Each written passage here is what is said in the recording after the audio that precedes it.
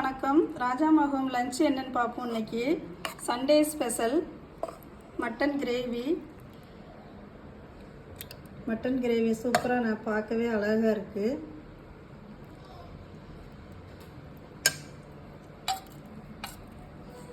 தயிர் வெங்காயம், கேரட் எல்லாமே போட்டு தயிர் வெங்காயம்,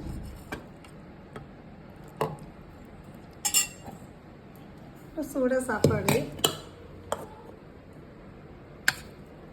இன்னைக்கு ஒயிட் ரைஸ் தான்.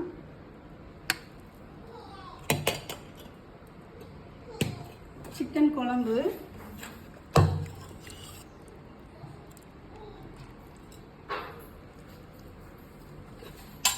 அப்புறம் ரசம், மிளகு ரசம்.